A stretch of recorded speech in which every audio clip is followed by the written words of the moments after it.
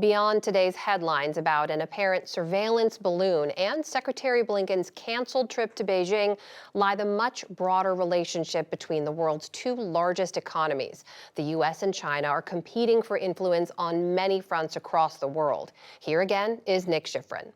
To better focus the U.S. government's efforts to confront China, the new Congress created a new panel to examine the relationship, the Select Committee on the Strategic Competition between the United States and the Chinese Communist Party.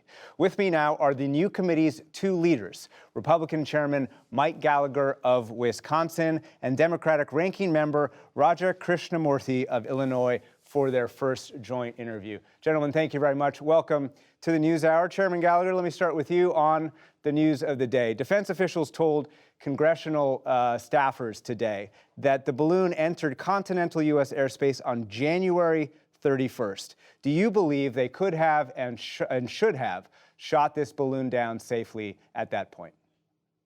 Yes, I do, particularly if we were tracking it as it transited over the Aleutian Islands in Alaska. I don't think there's any serious concern about debris in that area. Furthermore, I don't know why we didn't have the same ability to shoot it down over sparsely populated areas over Canada in partnership with our allies in Canada, or even Montana. And if the Pentagon is telling us that they don't have this capability, well, then that's a capability we absolutely need to develop going forward, and we need to be using our defense budget in order to develop that capability. Ranking Member, Chairman Milley today told congressional officials that DOD needed a 20-mile by 20-mile box to safely bring this down, and it wasn't safe to bring it down for fear of some kind of civilian casualties on the ground. Do you agree with that? I think we should defer to the military leaders like Chairman Milley, as well as the head of the Northern Command. I think they also pointed out that this particular balloon is no longer collecting intelligence, perhaps because of countermeasures. And then at the end of the day, there's the risk, obviously, of the debris field injuring somebody or causing property damage. But we also, in my opinion, want to preserve the tech. In a lot of cases, both Mike and I are members of the Intelligence Committee as well.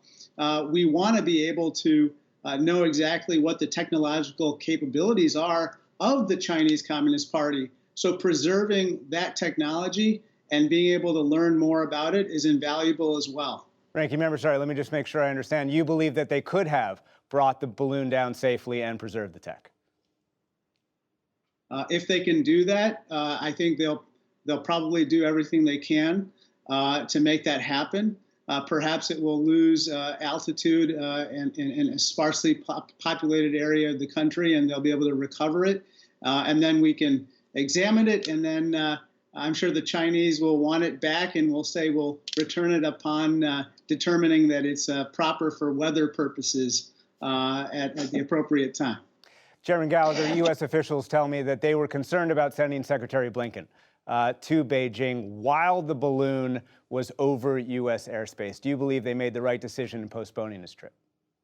I do. I called for it this morning, and I think he should just cancel the trip as opposed to a postponement, but maybe that's semantics. I think the next time we meet, the Chinese officials should come to America, and I think we deserve an apology for this violation of U.S. sovereignty. I think this tells us something fundamental about the regime we're dealing with here. And just remember the way in which Chinese diplomats acted in the first meeting that they had with Secretary Blinken in Alaska, berating them, talking about the horrible human rights record in America. Remember what they did to Wendy Sherman. So it's definitely in their playbook to do something like this in order to embarrass our diplomats. And the optics of a grip and grin with Xi Jinping, I think, just would have looked bizarre so soon after this incident. So they made the right call. And I think it kind of gets to the core mission that we have on the Select Committee on China. We believe our foreign policy is stronger when Republicans and Democrats are working together. It's why I'm so thrilled and couldn't be more excited to work with Raj. We have a long history of working together on foreign policy issues. I have a profound respect for his intellect. I know we have a shared understanding of the ideological, economic, and military threat posed by the Chinese Communist Party. So we're really excited to work together on the preeminent foreign policy challenge of our lifetime. Ranking Member Krishnamoorthi, the administration says it wants to keep dialogue open with Beijing. So why not send Secretary Blinken to read them the riot act, sure, during every meeting, but also discuss so many of the issues that your committee also is going to be discussing publicly? Well, first of all, I want to thank Mike for those kind words. I echo his sentiments about working with him, even though he is a Green Bay Packers fan. But setting that aside for a moment, I have to say that with regard to Secretary Blinken going to China or the People's Republic of China, that would be a bad move because, what they did was they violated American airspace and our sovereignty. And that, basically undermines their diplomatic overtures and it calls into question the sincerity of those overtures. So I think it's appropriate for Secretary Blinken to postpone the trip. I'm sure that they're communicating in other ways right now.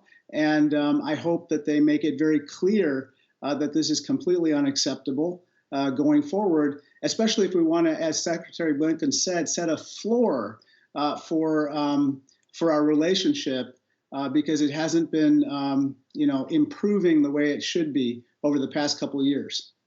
Let me ask you both about Taiwan. Yesterday, CIA Director Bill Burns said that as a matter of intelligence, the U.S. believes Xi Jinping ordered his military to be prepared, not necessarily a decision, but prepared to invade Taiwan by 2027. Chairman Gallagher, do you think the U.S. is willing to go to war over Taiwan and the American people are prepared to suffer the massive casualties that the military believes might happen if that war actually gets instigated? Well, I'm concerned that we are doing things counterproductive to the defense of Taiwan, such as trying to cut the size of the U.S. Navy. The Biden administration's defense plan that they submitted last year, would have had the Navy bottom out in 2027 at the worst possible point. We're talking about our priority force in the priority theater. So I've been concerned at the lack of urgency. I believe we've entered the window of maximum danger. We've obviously had a memo recently by an Air Force general saying that things could get frisky in 2025. I'm worried about 2024, particularly after the Taiwanese elections in January of 2024. So we need to be moving heaven and earth to restore our deterrent posture in the Indo-Pacific. That being said, I salute the administration's recent announcement of enhanced basing agreements with both Japan and the Philippines. That's a massive step forward. What we're seeing the Japanese do on their own, increasing their defense spending, is a massive help to our efforts. So those are good things. We just need to be moving with a greater sense of urgency.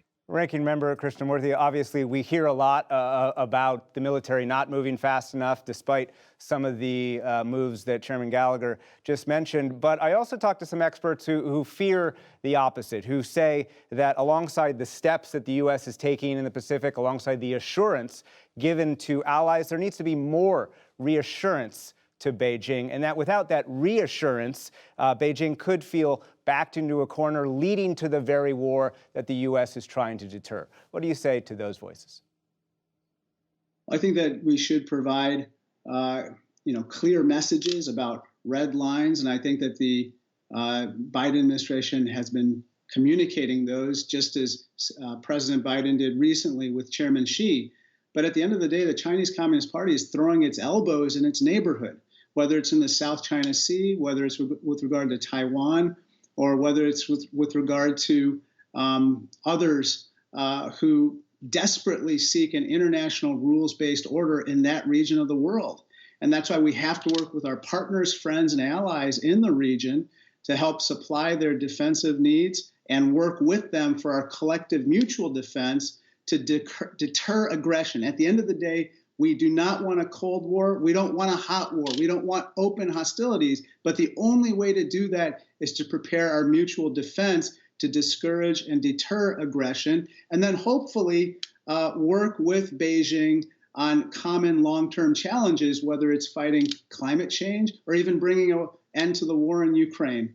But right now, with this balloon situation, it obviously exposes that the threat is real from the Chinese Communist Party. Ranking Member Krishnamurthy, Chairman Gallagher of the new House Select Committee on China, thank you very much to you both. Thank you. Thank you.